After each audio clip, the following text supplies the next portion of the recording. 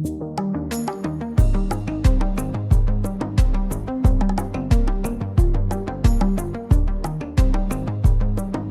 is the Worldly Wellbeing podcast. I'm Luke. And I'm Holly. We invite guests on this podcast to explore themes of worldly well-being. And by listening today, you're joining the conversation. Today's episode, we have an international guest. I think this might be our first international one of the season. International. Oh, yeah. We're delighted to bring you a conversation with Amit, who has had a busy 2021 with a startup that we're really excited to be part of. So without any further delay, let's crack on with the conversation. Let's go. Okay, so good afternoon, Amit and Luke. Afternoon. Hello, hello. Hello. I don't think I've ever said afternoon to you as well, Luke. Sorry, I don't know where that came from. It did really throw me because I was like, does she want me to say something? Have I forgotten what I'm supposed to do? I've basically taken over this podcast and it's now just the Holly show. I mean, Luke is just a guest every time. I'm always just in the passenger seat. Yeah, so excited again to have someone from across the waters who has promised that he won't try to do too much of my British accent. But, you know, we might enjoy a bit of that. Amit, would you please like to introduce yourself to the Worldly Wellbeing listeners and tell us a little bit about who you are and any, exciting facts? Yes. Well, hello. Thank you guys for having me on the podcast, the Worldly Wellbeing podcast. Super awesome to be talking to people from London. It's still crazy. It's still just amazing to me that technology is allowing us to do this right now. It's just an amazing time to be alive. My name is Amit. I am a CEO and founder of a company called Audea, stands for Audio Idea. And our big picture goal, the reason why I connected with Holly and Luke as well, is we want to become the world's largest search engine for spoken word audio, kind of doing what YouTube has done for video and applying that same level of discovery and recommendation engines and all those types of technical things to audio to hopefully get creators more discovered. So I reached out to you guys about a couple months ago. You hopped on the platform and we're growing and, there's a lot of cool stuff coming up in the future. So hopefully we can dig into it and see what we can do about it. And so it might seem to like the average listener that it's a bit of a kind of niche area, that it's a bit like specific, and obviously a space that is needs that input. But how did you what's your background and how did you find yourself developing this new platform? And you mentioned being, before we dived on the call, you mentioned being a startup and all the kind of ups and downs of that. So like, how did you begin your startup journey and why specifically this? So in high school, I did competitive debate, no matter how nerdy that sounds to people. Basically, I got to go to tournaments and like say words and try to beat people up intellectually with my words and get a judge in the back of the room to vote for me. I only did this because I tried to do that with my physical talent with basketball and that failed. I was not getting taller than 5'7". So I was like, okay, this is not going to work. So I tried to do it intellectually instead. By the end of my senior year, I ended up getting good at debate. I was one of the top 3 public speakers in Europe, one of the top 7 debaters in the United States. I was on the national USA debate team, so we got to travel across the world and debate Pakistan and Bangladesh and China and Germany and all these other countries. So it was a really cool experience. So I always had a knack for spoken word communication and content and being able to say words, put them together, and deliver a message. By the end of college, which was 2020 for me, undergrad, I didn't really kind of want to get a typical job. I really just wanted to create ideas and put them out into the world and see how people react to those ideas. I always wanted to do that through music because music was my first love, but slowly I realized I couldn't sing. So I could not communicate the ideas that kept me up at night that I needed to get out to the world via song because I sounded horrible. I sounded like a cat that was dying. I did not sound good as a singer. So that's when it kind of hit me. It was well, what if there was a platform where a speaker could be a rock star? Right? What if there was a platform where Spotify exists for hip hop and R&B and country and pop music? What if all different types of speakers, motivational, podcasts, poets, comedians, et cetera, had that Spotify type of platform where they were branded as those superstars that ultimately give Spotify the value that it has? Obviously, music is a fundamentally different art form, and there's a lot of different technical things to that. But that was the initial idea. It's if that platform could exist, that would be cool. And then I started looking into it, and I was well, Spotify offers podcasting, and Apple offers podcasting, so does this kind of already exist? And as I really started talking to the target demographic, which are podcasters like you, myself, and hundreds of others, I realized there's a huge gap in the market space when it comes to discovery, which is that when you upload a podcast, it goes into an RSS feed. For the listeners who don't understand what that is, an RSS feed is a decentralized feed of your audio. Every platform on the planet connects to that RSS feed, and they source your audio onto their servers, which may be Spotify and Apple. What that doesn't do is that doesn't allow them to effectively recommend that content to users at scale. So you think about like TikTok, YouTube, Twitter, you post a tweet, you post a video, you post a short clip, and it goes into the system, and then the system algorithmically curates that content and puts it in front of people in the best way. That type of system doesn't really exist for audio. So like this open source centralized platform where anyone could post things and keywords and search could determine the ability to get discovered, I saw as a market that's not only going to help podcasters, it's going to help TED Talkers and all these other types of people that have ideas they want to express through spoken word. So if we could be the go-to platform where people get discovered in that area, then I think it has the potential to be big. I mean, the times that I've moaned to Luke, oh my gosh, I feel like when we have a podcast, I feel like I'm sort of catapulting it into space. And the first, the first batch of people it goes past, they're loving, the motion, they're loving it. And then you're like, where the flip has it gone? So I'll be honest, Amit, initially when I first got your email, I was like, oh my gosh, who is this? Am I being scammed? Yeah. Do they want my credit card details? And then I did some stalking, as one does. As you should. Yeah, I always do that. And I was like, actually, does not seem too suspicious. And a little bit more research figured out you are real and this is great. So I was really grateful that you reached out to us because as newbies in the podcasting field, this seemed we'd already locked onto the fact that this is really needed. Yeah. So that is great. Before we talk any more about the platform, I just wanted to point out to everyone listening, I'm feeling a little bit nervous at this stage because typically Luke is the super articulate one.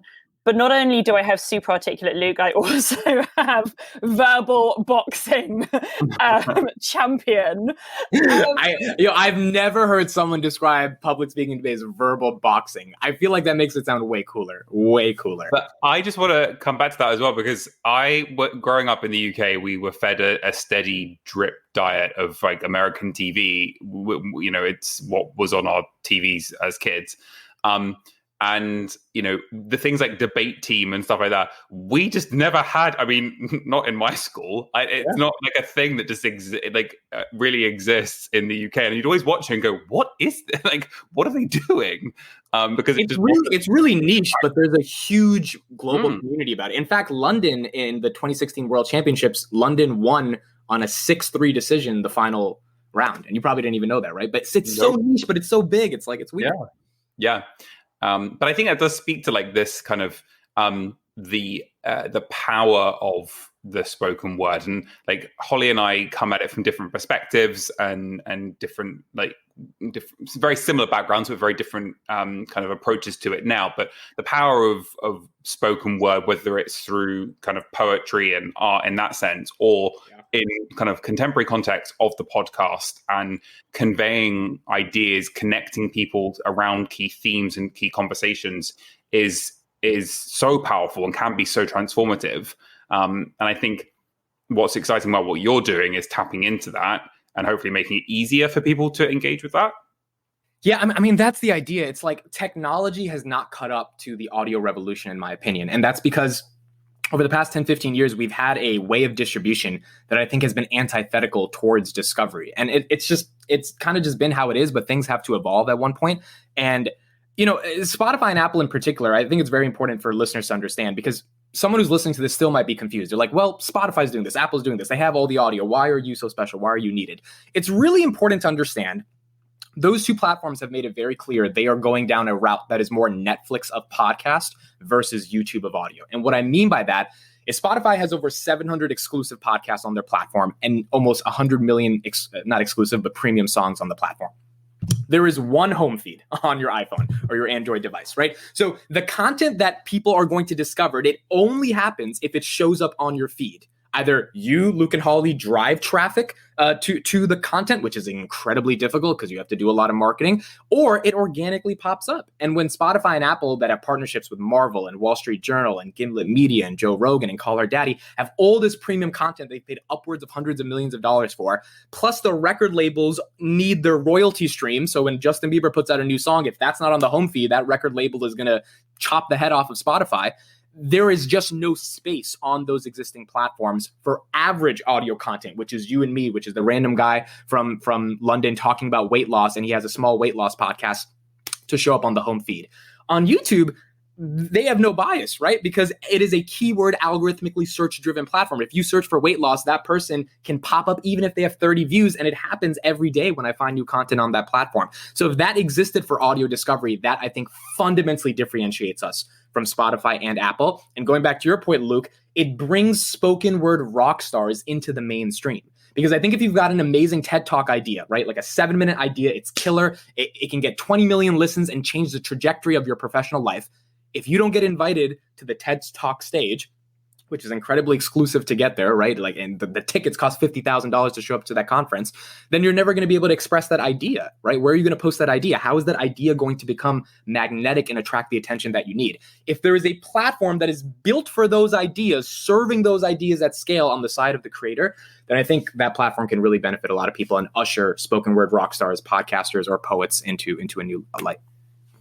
I am really loving this expression of spoken word rock star. I feel like it's slightly going to my head right now. I'm just trying to, keep calm. Your email signature is going to have Holly Streeter spoken word rock star in it now. Verbal boxing, spoken word rock star. Yeah.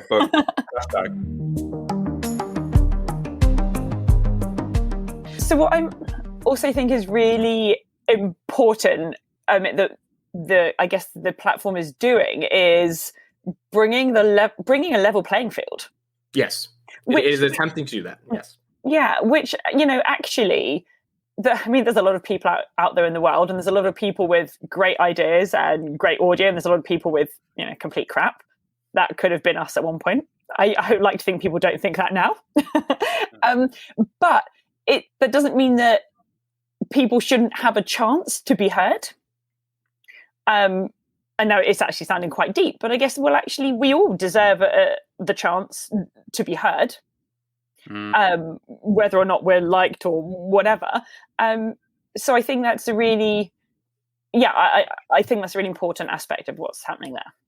Well, I think the market decides, right? And this is why I love TikTok. I know there's a lot of criticism about that platform, but what TikTok has done is phenomenal. I mean, they give anyone an opportunity to get 100 views on your first video. Now, it's up to the people to give you the next 100 views. And it's up to you making your content better. And that's just a creative thing. And some people are not creative enough and they're never going to get there. That's totally fine. But to at least have an opportunity to get that access, that company deserves to be a multi-billion-dollar company because you're doing the one thing creators care about more than money, which is attention, because attention will eventually equal opportunity. Opportunity equals money. So yeah, some spoken word ideas are horrible. They're crap. They're not meaningful. But at least for them showing up on the feed and then someone giving it a chance and then validating through the amount of time they spend listening or through the comments or the engagement that it's crap, that should be the basis for determining that, not a platform that says we have an exclusive thing we paid $100 million for, so you don't get any airspace. Yeah, and I think it's that, and also for me, we're living in an age of of confirmation bias. So we always go to the things that we know that we like. So we always, I know I like this, so I'm going to go to this. And therefore, we also then have algorithms that know what we like, and therefore will only ever serve us what we like. We only ever read the same news, from all of these things. Social media is by and large, geared towards giving us stuff that they think we are going to like based on previous behavior. And we do that in decision making and in opinions on so many other things. So if we can start leveling that playing field and start, beating algorithmic behavior and beating censorship as well, and stopping, we know that there are views out there that are not nice, that are hostile, that are aggressive. But when we start going down a censorship path where we start leaning into an algorithm that enables us to hide away from views that we don't know or like, then what happens is we don't develop the skills and techniques that we need to robustly defend our own position. So we kind of sit in this nice little echo chamber where everyone's agreeing with each other, and actually we have no idea what the person 3 doors down to us is thinking and how to respond to them. Algorithms are an amazing point. I think there's two perspectives to this. Number one, algorithms are incredibly important because ultimately your time spent on the platform is based upon the content that you consume. And if the algorithm is not curating content that is meaningful to you, you're just going to leave the platform, which means the company's not going to make money and those creators are not going to get discovered. In the mix of that algorithm being as strong as it needs to be, have to be opportunities where discovery happens. So if I'm looking up weight loss content and I'm going through this content, blah, blah, blah, and I'm trying to get advice, pure advice. What do I eat so I lose weight? And then a video pops up or an idea pops up in which this guy is talking about why we need to be more body positive and be okay with people being obese. That's a pretty controversial idea because obesity in many respects equals a higher chance of death. And that's something we would all reject. But nonetheless, that's an idea from someone. And if that idea pops up, it is algorithmically tangentially similar to the thing you're searching about in the category of weight loss, intermittent fasting, all that stuff. But it's a controversial idea that comes up into your feed. And more than often, you're going to click on that because it's interesting to consume and see what you think. I think that's the best mix, right? That person's views should not be censored. Neither should they be endorsed. They should be curated based upon the things you care about, which leads to ultimate discovery. And if you do that times 1,000 at scale, you just get a ton of creators around the world getting their ideas discovered, and the best ones eventually win. Maybe that idea is going to rise to the top. Maybe it's not. But I 100% agree that we cannot have an algorithm censor views that we disagree with because then we just become an echo chamber. I mean, at that point, nothing matters in society. It kind of reminded me of, we did a podcast in the last season, or 2 seasons ago, I can't remember now, with a female journalist who's currently based in Albania. And we went down a bit of a route of talking about the complexities of being a female journalist. And then she was talking about the censorship on Facebook and how problematic that had been for her, and the kinds of things that were allowed through, and yet the kinds of things that should be censored for writing, which were not offensive at all. That this reminded me of that. But I also was wondering what on the platform Audea, are you going to allow any idea to be up there? Is there any level of kind of censorship or looking over it? Yeah, I mean, so this is a tricky question. I think that the best way I can give you a response without having to skirt from that is yes, we do not want to censor. I am not in the business of censorship. I don't like to play the role of God, even though it's my company. That's not attractive to me. However, when we get big, let's say we have, millions of creators uploading thousands of pieces of content per day. There has to be some content moderation policies. I mean, there is no way as a company we can survive, especially in Europe with the regulations that you guys have, to deal with some of that stuff. So if someone's uploading a piece of content like why you should become a Nazi and why Nazism is awesome, I mean, that's stuff that's just not going to fly on any platform. I mean, like if Facebook sees that, it's there has to be some bright line at that point. Now, what is that bright line? I personally don't know. I think once we get bigger, we are going to have a big team come together and try to come up with these policies, a lot of legal due diligence. I mean, something companies spend literally hundreds of millions of dollars for. So we're small right now. We don't really have to worry. We don't censor anything right now. Everything can be uploaded. But in the future, obviously, there have to be some content moderation policies. My thing is just like, it has to be to the absolute extreme to really censor it, not censor a Republican in America who's talking about the history of Nazism and maybe he says something like that. You get into too much context at that point. And I just, I don't want to be a platform that does that. And so what are your hopes then? What is your, obviously, you've created a company and you're a strappy startup. So, growth and seeing your kind of your dream grow must be a goal. But what is your hope? What do you want to see? Why? I mean, I think so in the short term, what I want to see is me constantly being able to wake up every morning and continuously be excited to go on the journey, which I am. But I'm not going to lie, some days are tougher than others. I mean, some days you wake up and it's just like, you don't even want to wake up. You just want to keep going to sleep because it's not even that you have a lot to do. It's that sometimes you don't even know how to do the things that you have to do. And you're alone. I mean, there's no boss here. I got to just figure it out. And that's complicated, but those are challenges that I'd rather face versus alternative challenges because these challenges are just so much more meaningful. So in the short term, it's continuing the momentum every day, doing podcasts like these, connecting with creators, just keeping that going.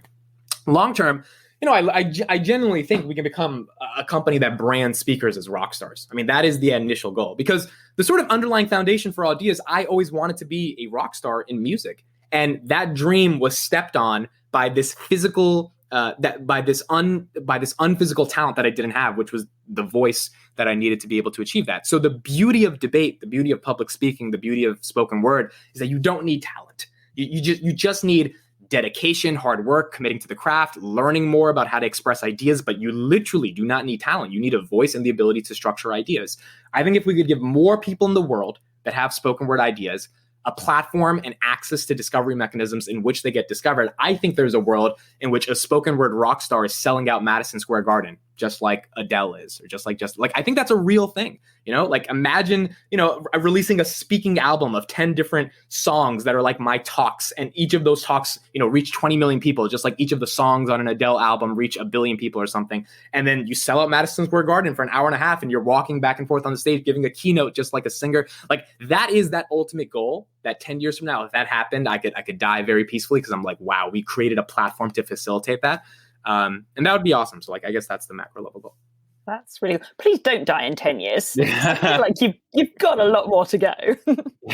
Yeah. But I also think it's interesting. I sense there's a transition into appreciating the kind of what goes into spoken word, and appreciating people who are articulate, and appreciating good thought that goes into debate or intellectual conversation, or even just homespun conversation when you're sat around having a cup of tea and talking about life.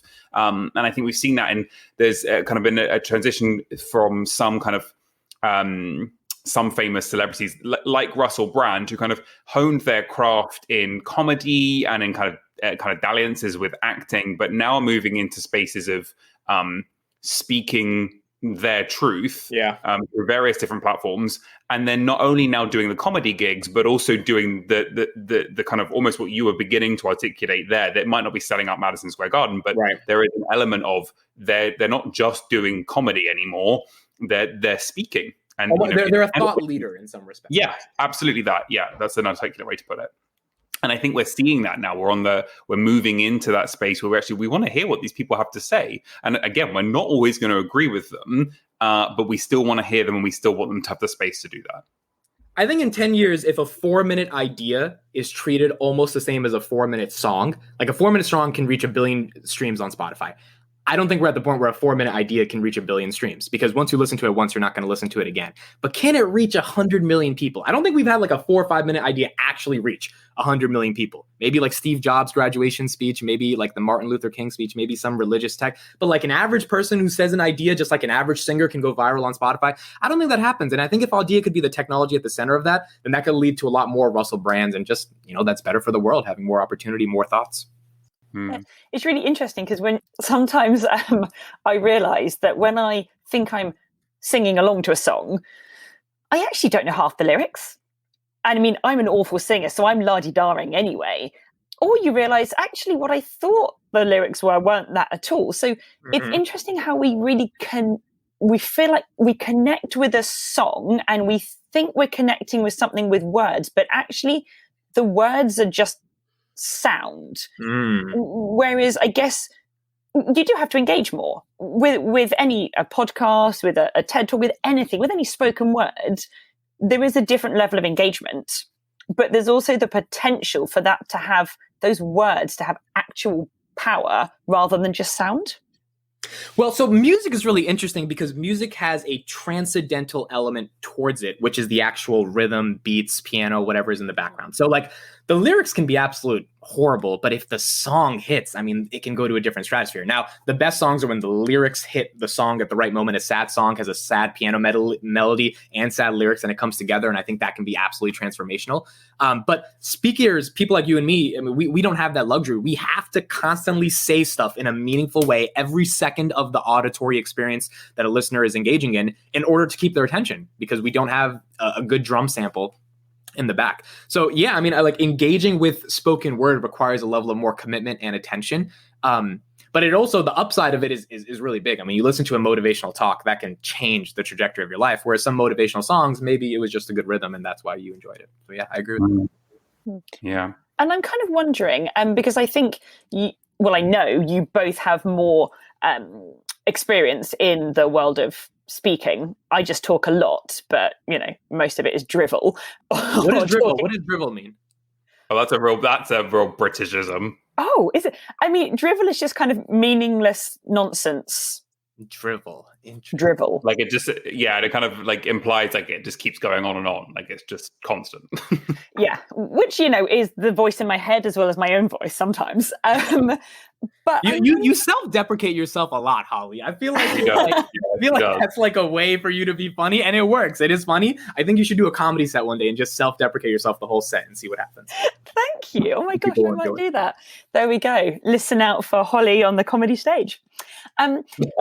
But yeah, so what I was wondering, I might also have my thoughts on this, is for a piece of spoken word to be powerful or impactful or just good, what is the percentage of the actual words used, the person, the personality, the character, because I think that comes across in someone, as well as the way in which they use their tone and the kind of the vocality? Am I right into categorizing like this? Like what do you guys think? I mean, that's good. I think personality is if we're ranking it, I think personality is first. Because if you're saying nonsense, but like you're saying nonsense and you have a lot of energy, immediately like you get someone's attention, even if you're not saying anything important. So I think energy is super, super big, and having that energy immediately captivates people in the beginning. Number two, I would say, are the words.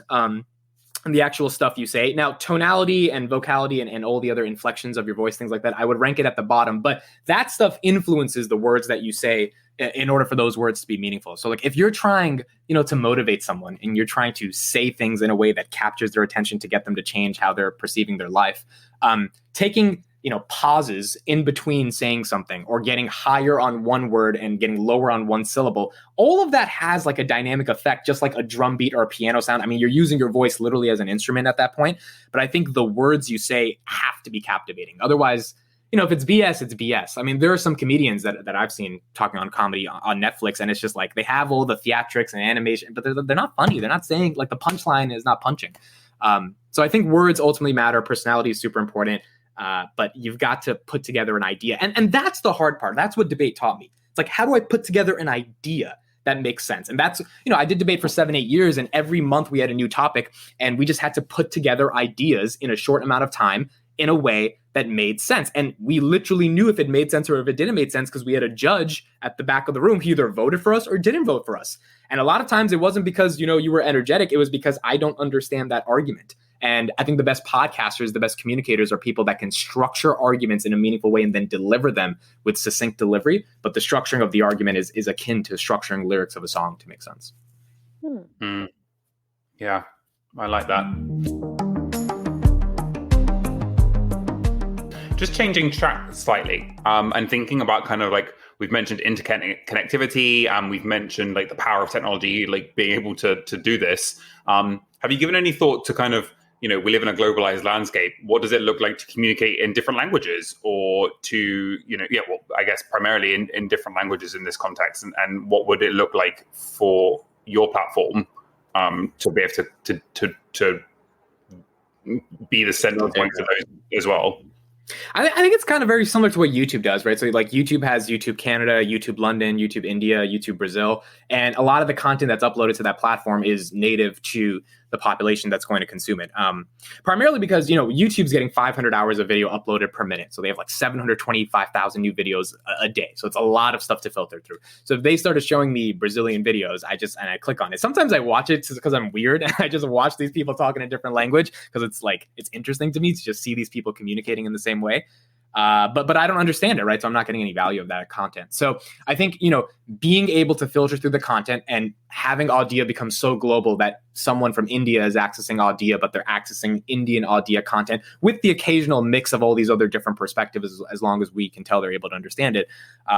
I ultimately think that's beneficial. But it's exciting to me because I think the larger philosophy of your question is like, where is speaking going as a globalized medium? Because we've had music as a globalized medium for so long, and it's been so transformational, and it's not going anywhere because music to me is like the most powerful thing in the universe. So if speaking can even get a percentage of that power on a globalized scale, then there's just a lot of people outside of religious speakers, which I think are the biggest right now in the world, just in terms of the impact of their message, and the general motivational speakers. Outside of those two categories, there's just so many other perspectives that can actually enter the mainstream. And like, it's exciting to see what technology does to accelerate the discovery of their voices.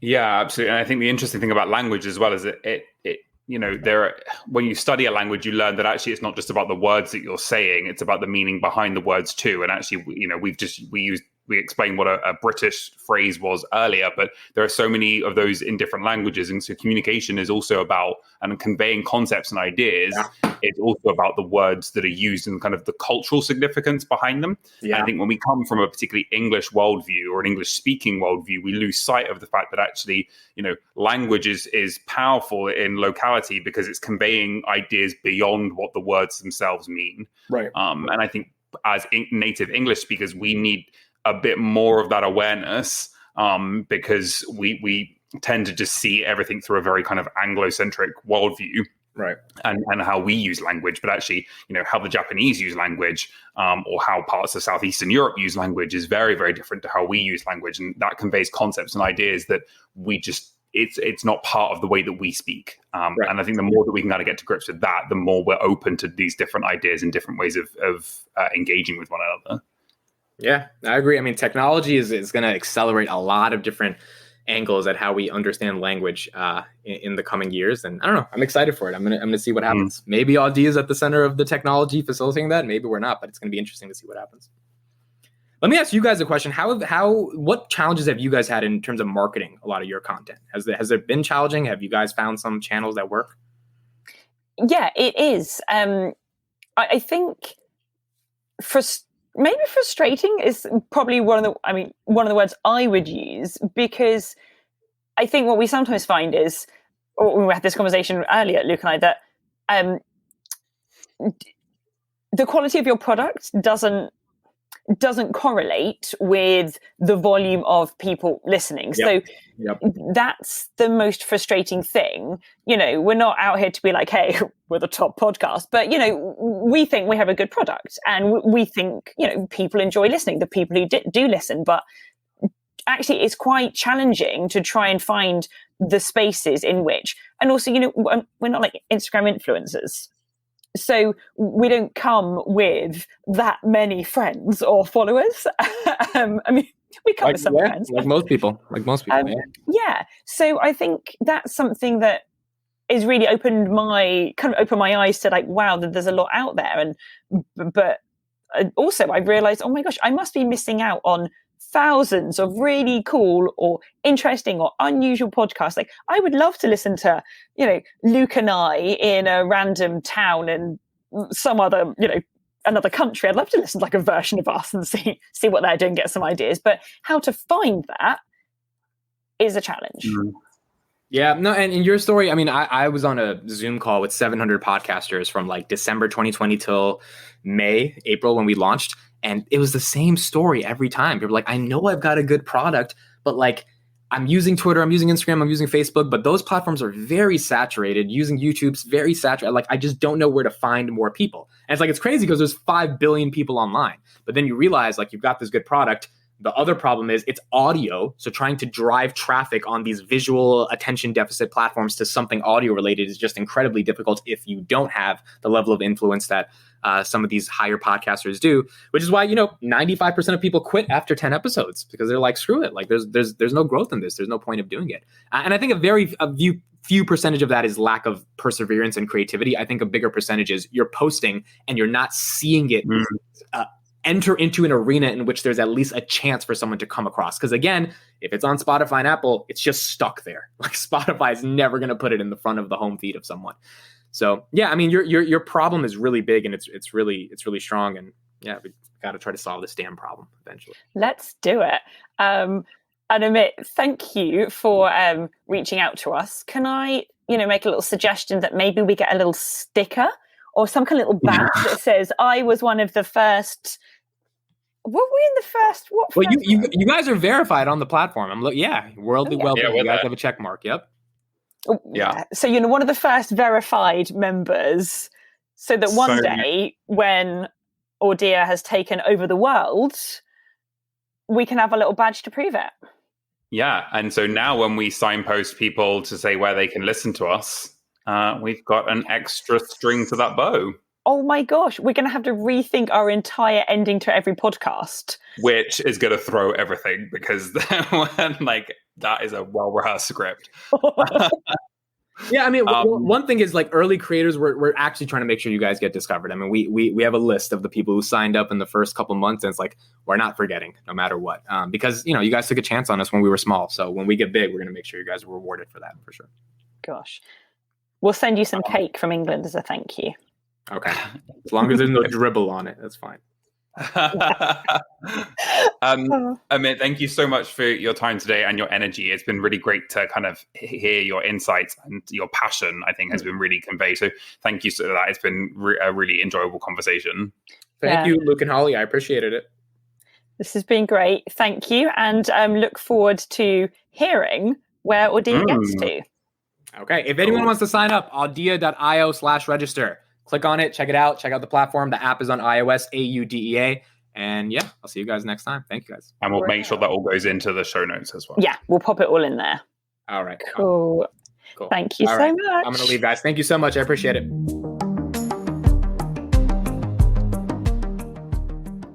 Maybe, first of all, apologies, Amit, for us getting very carried away at the end of that conversation with certification for Worldly Wellbeing.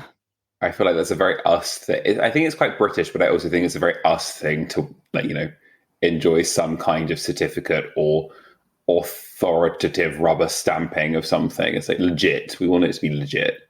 Exactly. I mean, even if Amit just has to get onto a Microsoft Word, use a certificate template, and chuck our names on it, that'll probably do.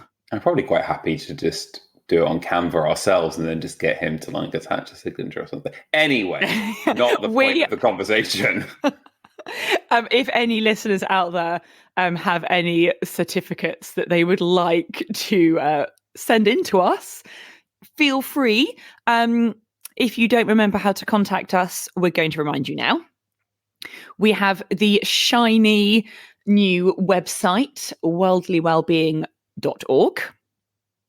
We do indeed. And we also have our Instagram at Worldly Wellbeing, which we are still very fresh to. We are still growing the followers and trying to learn how to do things. But we will hopefully have some exciting developments on that next week as well. Yes. So do keep an eye out.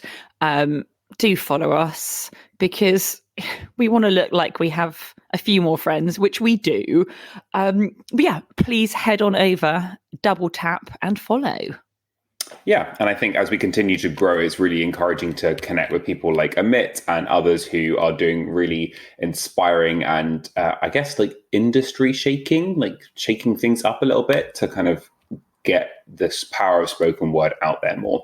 So you can check us out on Spotify, on Apple Podcasts, but also on Audea. So do check that out too. Yeah, I really can't get out of my head the idea of spoken word rock stars. Do you know what? I just like that the concept is cool. The point of that platform is to have some fun with speaking. Yeah, and I think that's what we have really enjoyed about the Worldly Wellbeing podcast as well. And hopefully, and the feedback that we've had from you so far as listeners is that you enjoy that too. So do keep in touch with us. Do share and like and leave comments and send us messages. We'd love to hear from you.